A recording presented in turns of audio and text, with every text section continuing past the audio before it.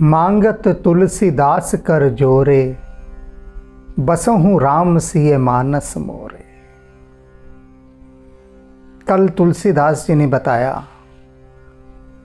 कि किस प्रकार से हम प्रभु को प्राप्त कर सकते हैं, उनकी भक्ति को प्राप्त कर सकते हैं, कैसे सुख के सागर में हम डुबकियां लगा सकते हैं। आज उसी क्रम को वे आगे बढ़ाते हुए हमारा मार्ग प्रशस्त कर रहे हैं। ऐसी ऐसी गहन और गूढ़ बातें इतनी सरलता के साथ तुलसीदास जी बताते चलते हैं कि जीवन का उद्धार जैसे सामने ही दिखाई देता है। बिल्कुल वैसे दिखाई देता है सामने जैसे दूर खड़ा हिमालय ऐसा दिखता है कि अरे ये रहा हिमालय, इतनी पास, अभी चढ़ जाएंगे। और जैसे ही हिमालय के पहले पत्थर पर पैर रखते हैं तो होश उड़ जाते हैं। तब पता लगता है कि ये जो ज़रा सी चढ़ाई दिख रही थी हिमालय की, ये तो बहुत दुश्वार है, चढ़ा ही नहीं जा सकता। तो ऐसी ही ये साधना की ऊंचाइयां हैं, चढ़ाइयां हैं, दिखती हैं बहुत सरल कि बस इतनी सी बात, और जब साधना करने पर आते हैं तब पता लगता है कि जिसे हम इतनी सी बात समझे बैठे थे वह तो इतनी सी बात नहीं है, उतनी सी बात है। उतनी सी कितनी सी, हिमालय जैसी बात, हिमालय जितनी बात है। तो आइए इन बातों को अब आगे लेकर चलते हैं। जो जेहि पंथ चले मन लाही, तो हरि काहे न होई सहाय। कहते हैं तुलसीदास जी, ये जो साधु संतों की बातें हैं, सिद्धों की बातें हैं, यदि उनके बताए रास्ते पर आप मन लगाकर चलेंगे तो इन पंक्तियों को दोबारा से सुन लीजिए। जो तेहि पंथ चले मन लाही, मन लाई, मन लगाकर, ये रेखांकित कर दी है पंक्ति, अंडरलाइन, कि जो सिद्धों के, संतों के, साधुओं के बताए रास्ते पर मन लगाकर चलेगा उसकी परमात्मा अवश्य सहायता करने आएंगे। राम जी उसकी सहायता करने आएंगे ही आएंगे। ऐसा हो नहीं सकता कि वे नहीं आए। तुलसीदास जी ये बात छाती ठोक कर कह रहे हैं। किंतु कब? जब उनके बताए रास्ते पर मन लगाकर चलोगे। मन को लगाकर चलने की बात आ गई है। जीवन के छोटे से उदाहरण में देख लीजिए, छोटा सा उदाहरण। सभी के माता पिता उनको कहते हैं, गुरु कहते हैं कि भैया मन लगाकर पढ़ ले, अब बिटिया मन लगाकर पढ़ ले। सभी को कहते हैं ना कि भाई मन लगाकर पढ़, मन लगाकर ये काम करो। छोटी छोटी बातों में भी सब जगह यही कहा जाता है कि मन लगाकर पढ़ो, मन लगाकर काम करो। और कहाँ लगा पाते हैं मन? और यहाँ पर भी तुलसीदास जी वही कह रहे हैं कि उन संतों के रास्ते पर यदि मन लगाकर चलोगे तो हरि काहे न होई सहाय। तब वे श्री हरि क्यों नहीं तुम्हारे सहायक होंगे, क्यों नहीं तुम्हारी सहायता करेंगे? बोलो, अवश्य करेंगे। वे तुम्हारे सहाय बनेंगे, सहायक बनेंगे। कब? जब मन लगाकर चलोगे। अब उदाहरण के द्वारा समझिए कि भक्त जब बहुत बड़ी से बड़ी मुसीबतों से घिर जाता है, बड़ी से बड़ी मुसीबत, और लगता है कि निकलने का अब तो कोई रास्ता नहीं, न आगे न पीछे, न ऊपर न नीचे, न दाएं न बाएं, कहीं भी नहीं। तब प्रभु उसकी सहायता के लिए आते हैं, आए हैं और आते रहेंगे। उदाहरण द्वारा समझाऊंगा बात। पौराणिक उदाहरण भी दूंगा और आधुनिक उदाहरण भी दूंगा। पौराणिक उदाहरण में भक्त प्रहलाद का उदाहरण ले लीजिए। किसके बताए रास्ते पर चला भक्त प्रहलाद? बालक था, लेकिन बालक होने के बाद भी साधु संतों के बताए हुए मार्ग पर चला। और कैसे चला? मन लगाकर चला। ऋषि मुनियों के बताए मार्ग पर चला भक्त प्रहलाद। कैसे चला? मन लगाकर चला। और प्रभु उसके सहाय कैसे कैसे हुए सब जानते हैं। होलिका ने आग में जलाना चाहा तो प्रभु ने वहां रक्षा की, पर्वत से फेंका वहां बचा लिया। हर स्थान पर तपते हुए खंबे से बांध दिया। हिरण्यकशिपु ने वध करना चाहा, उसी समय नृसिंह अवतार लेकर प्रभु प्रकट हुए और हिरण्यकशिपु को मार डाला। तो भक्त के कैसे कैसे सहाय नहीं होते। यह तो एक उदाहरण दिया है मैंने, सिर्फ पौराणिक उदाहरण। अब आधुनिक उदाहरण भी ले लो, क्योंकि मन है ना, कुछ लोगों का मन कह दे, क्या जाता है कहने में। जो बहुत पढ़े लिखे हैं, पश्चिमी भाषा में पढ़े लिखे हैं, पश्चिमी रंग में रंगे हुए हैं, वो कहेंगे नहीं ये व्यर्थ की बातें हैं। देखा है तुमने कभी प्रहलाद? गा रहे हो प्रहलाद की बातें, भगवान आए, प्रहलाद को बचाया, आग से बचाया, पहाड़ से गिरते बचाया, तपते खंबे से। अरे देखा है किसने? प्रहलाद देखा, किसने? भगवान विष्णु देखे। कहाँ तुम व्यर्थ की बातें करते हो? ऐसे कहने वाले बहुत हैं, कम नहीं है संख्या। तो उनको मैं वर्तमान उदाहरण दे देता हूँ, आधुनिक उदाहरण, जिसमें हम कहते हैं हाँ देखो इसको तो देखा, इसका तो प्रमाण भी है। क्योंकि पौराणिक कथाएं उनके लिए हैं जिनका हार्ट सेंटर्ड एक्टिवेटेड है, हृदय चक्र जिनका सक्रिय है, और जो हृदय के तल पर जीते हैं, हृदय से ही सोचते हैं, हृदय से ही देखते हैं, और हृदय के उस अनाहत चक्र के माध्यम से वे कालों के कालखंडों में जा जाकर देखते हैं, दर्शन करते हैं। उनके लिए कोई बात नहीं, कोई कठिनाई नहीं, वो कोई प्रमाण भी नहीं मांगते, उनको प्रमाण चाहिए भी नहीं, क्योंकि श्रवण ही प्रमाण है उनके लिए। लेकिन ऐसे बुद्धिजीवियों के लिए भी मैं उदाहरण दे रहा हूँ, बहुत अधिक पढ़े लिखे और भारतीय संस्कृति से जो कोसों दूर हैं, उनके लिए उदाहरण कि कैसे प्रभु उनके सहायक होते हैं, उनकी सहायता करते हैं, जो ऋषि मुनियों के बताए रास्ते पर, साधुओं के बताए रास्ते पर चलते हैं। स्वामी विवेकानंद, कौन नहीं जानता उनको। अमेरिका जाने की बात तो सभी जानने लगे हैं, उससे पहले नहीं जानता था कोई, क्योंकि हमारे देश का ये बहुत बड़ा एक गुण है कि यदि पश्चिम का कोई देश या अमेरिका कह दे ये चीज़ आपकी बहुत मूल्यवान है, तब हम उसे बहुत मानते हैं, बहुत अधिक। स्वामी विवेकानंद यदि अमेरिका की धर्म संसद में ना बोले होते, आज कोई नहीं जानता उनको कौन स्वामी विवेकानंद। तो वहीं की घटना बता रहा हूँ। विवेकानंद के जीवन में एक ही साधु पुरुष थे, भगवान रामकृष्ण परमहंस, और उन्हीं के बताए पंथ पर वे चल रहे थे। पहुंचे अमेरिका, बहुत पहले पहुंच गए थे।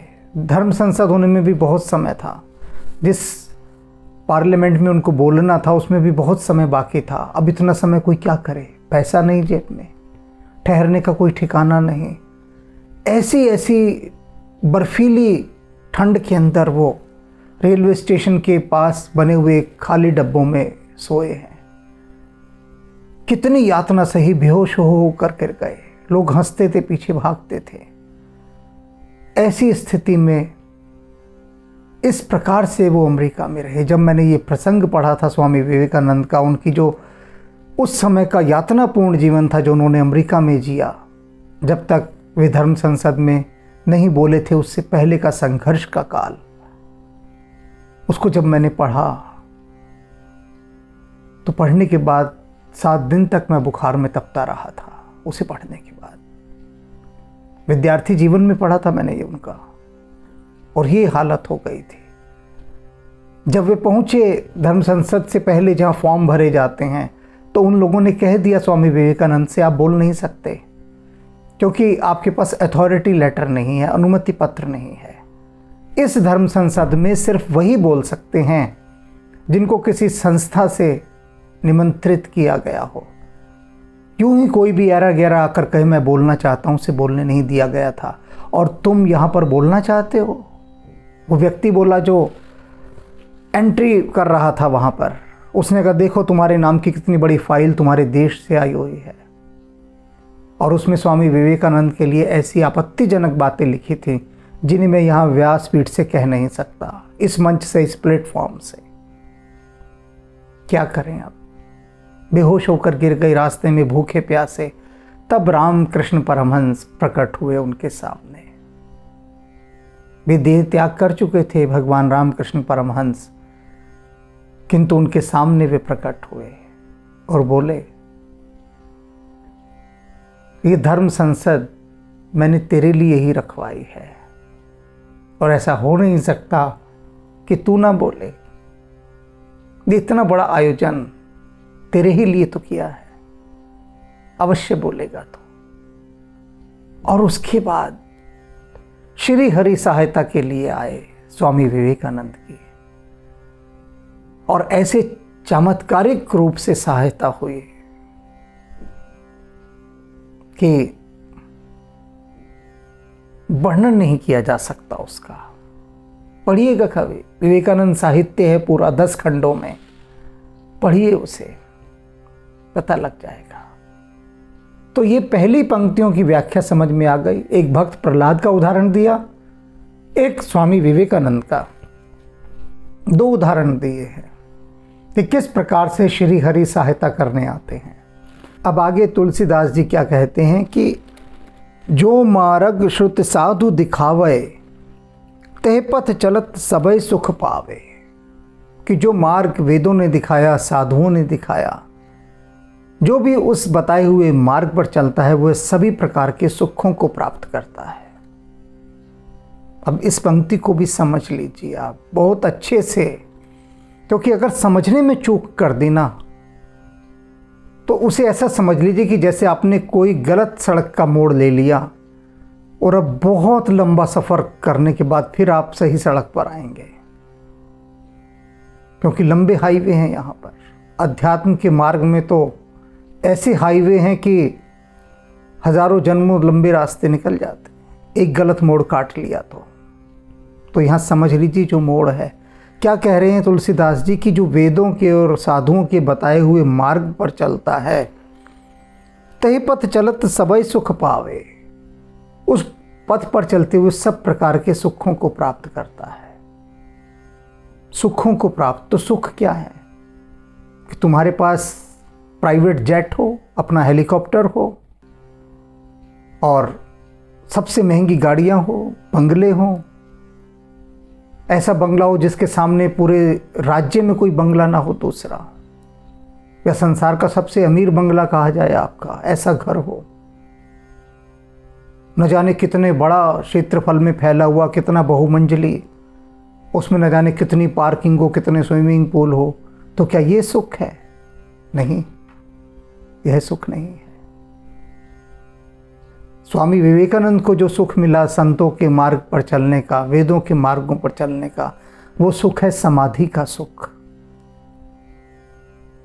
ये जो ऐशो आराम की चीजें हैं इन्हें सुख नहीं कहते, इन्हें सुविधा कहते हैं।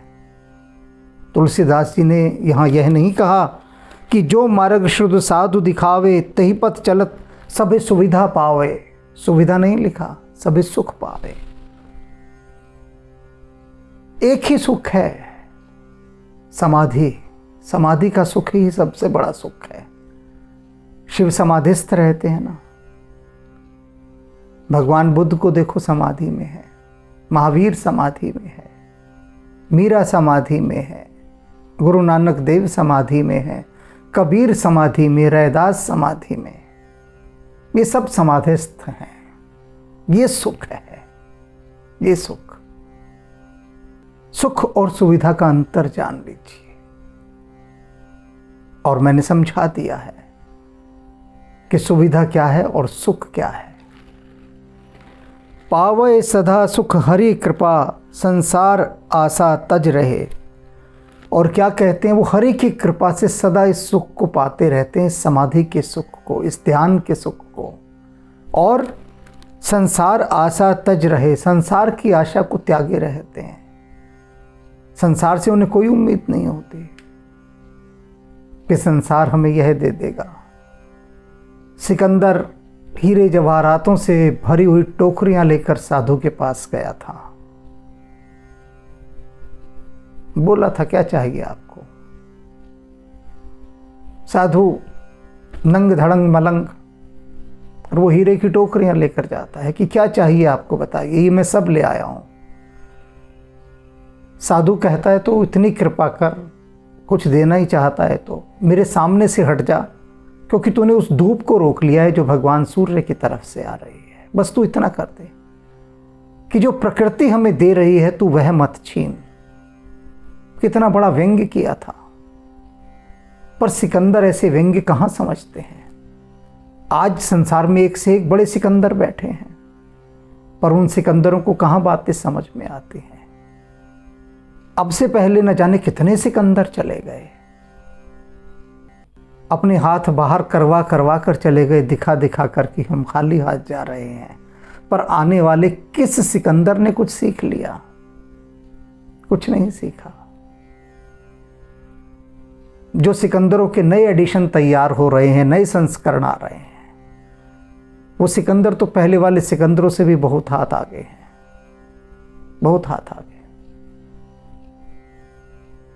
वो सिकंदर थक गया कह कह के, कौन सुनता है उसकी? कोई नहीं सुनता। तो यहां वे बात कह रहे हैं कि वो संसार की आशा को त्याग देता है, जिसे श्री हरि की कृपा से भक्ति का सुख मिल जाता है। कोई उम्मीद नहीं करता संसार से, किसी तरह की कोई आशा नहीं, कोई अपेक्षा नहीं। सपने हूं नहीं सुख द्वैत दर्शन, बात कोटिक को कहे। तुलसीदास जी कहते हैं, करोड़ों बातें हैं, क्या क्या मैं कहूं। एक बात थोड़ी ना है कि कह दी जाए, तो कौन इतनी सारी करोड़ों बातों को उठाए, लेकिन जो मुख्य बात है वह कह देता हूं मैं। तुलसीदास जी कह रहे हैं, मुख्य बात क्या है? सपने हूं नहीं सुख द्वैत दर्शन।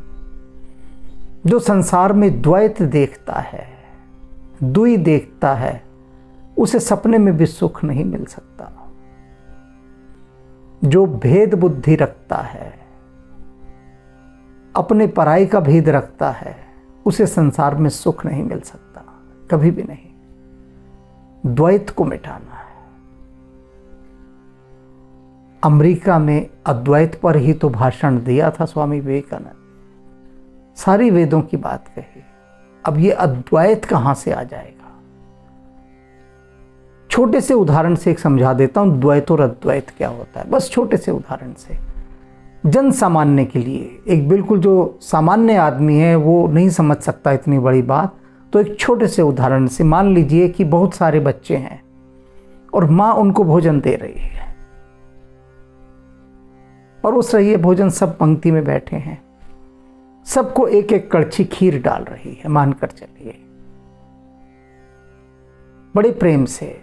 और जैसे ही उसके बच्चे की बारी आती है, उसका अपना जना हुआ बेटा, अपना पैदा हुआ किया हुआ बच्चा सामने बैठा है, वो संतान जिसे उसने खुद पैदा किया है वो सामने बैठी है, तो उसके कटोरी में वो 2 कड़छी खीर डाल देती है।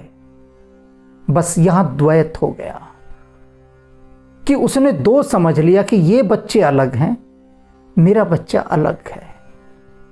इसे द्वैत कहते हैं। द्वि, भेद कर दिया उसने, भेद बुद्धि आ गई। और अद्वैत क्या है? सभी बच्चे बैठे हैं, सभी को एक कड़छी दे रही है, तो अपनी संतान भी यदि सामने आई, उसकी भी पत्ता लाई, उसका भी दोना आया, उसमें भी उसने एक ही कड़छी डाली, और ना उत्साहित हुई, ना प्रसन्न हुई कि हाय मेरा लाल सामने है। अब ना, जैसे सारे बच्चे हैं वैसे वो बच्चा है, बस डालती जा रही है, उसे अद्वैत कहते हैं कि भेद बुद्धि समाप्त कर दी। यही मान लिया कि जितने बच्चे ये बैठे हैं ये सब मेरे ही बच्चे हैं और इनमें कोई बच्चा ऐसा विशेष नहीं है जिसे मैं कहूं कि इसे मैंने पैदा किया है। इसे अद्वैत कहते हैं। आप समझ लीजिए, अगर अद्वैत आ गया तब कोई रिश्वत क्यों लेगा? वो तो लेगा ही नहीं।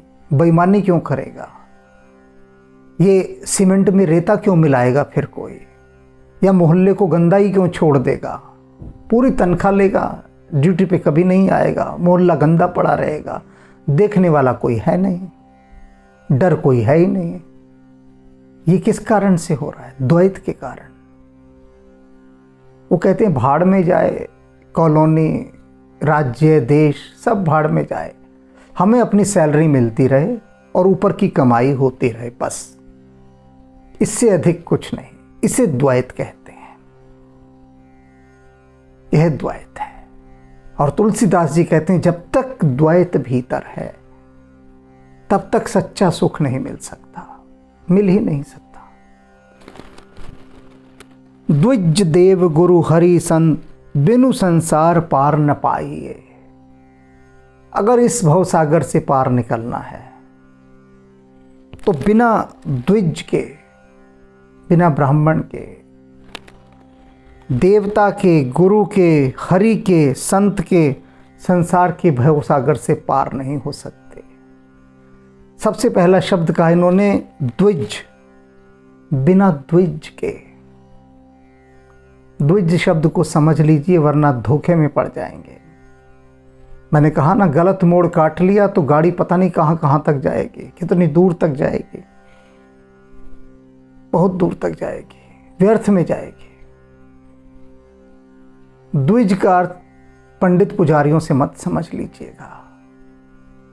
द्विज बहुत उच्च अवस्था है। द्विज, द्विज के हम खंड करते हैं शब्दों के। जिसका दूसरा जन्म हुआ हो उसे द्विज कहते हैं। मैं बताता हूं द्विज कौन है। जैसे कि भगवान बुद्ध पहले क्या थे? सिद्धार्थ। और फिर क्या हुए? बुद्ध। जैसे कि वर्धमान दूसरा जन्म हुआ, क्या बने? महावीर। जैसे कि मीरा, नानक, कितनी बड़ी लंबी श्रृंखला। ये सब द्विज हैं जो पहले कुछ थे लेकिन फिर इनका दूसरा जन्म हुआ। ये कुछ उदाहरण दिए मैंने, अनंत श्रृंखला ऐसे द्विजों की। द्विज माने जिसका दूसरा जन्म हुआ हो, उसी देह में रहते हुए रूपांतरण जिसका हो गया हो। भगवान वाल्मीकि द्विज हैं, दूसरा जन्म हुआ है। यह द्विज। तो ऐसे द्विज जिनका उसी देह में रहते ही पहले वाला सारा कुछ मिटा दिया गया और एक नई कथा लिखी गई हो, दिव्यता की, पवित्रता की। दूसरा जन्म हुआ हो लेकिन दूसरे जन्म के लिए पहली वाली देह को मिटना ना पड़ा हो, उसी देह में फिर से, इसको हम इंग्लिश में कहते हैं बॉर्न अगेन। यह द्विज है, बॉर्न अगेन, फिर से पैदा हुआ उसी शरीर के अंदर, खुद से खुद को पैदा किया, उसे द्विज कहते हैं। तो द्विज के बिना, हरि के बिना, देवताओं के बिना इस भवसागर से पार नहीं लगा जा सकता। कल कहा था ना, आखिरी शब्द जो थे, आप मुकुट करे संसार, नानक तिस तिस जन को सदा नमस्कार, सदा नमस्कार, सदा नमस्कार। तो ऐसा द्विज ही पार लगा सकता है जो स्वयं पार हो चुका हो। यह जान तुलसीदास। इस बात को जानने के बाद अब तुलसीदास क्या कर रहा है? तुलसीदास कह रहे हैं कि यह तुलसीदास अब क्या कर रहा है। ये बात जान लेने के बाद, त्रास हरण रमापति गाइए।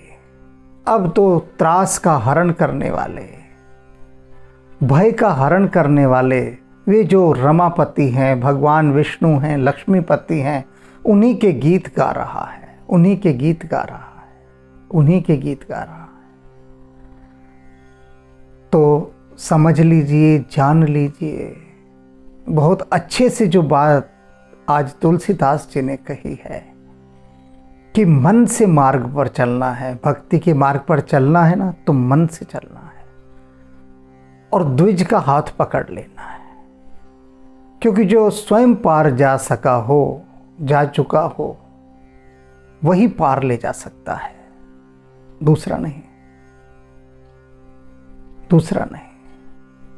क्योंकि उसे पता है, पार जाने के सभी रास्ते पता है, विधियां पता है, और तुम्हें भी ले जा सकता है। गाइड इसीलिए तो चाहिए होता है ना, क्योंकि उसको सारे रास्ते पता होते, नहीं तो तुम भटक जाओगे। ये संसार एक भूल भुलैया है, और भूल भुलैया में बिना गाइड के जाने की अनुमति नहीं होती, बहुत संकट होता है, भटक जाओगे।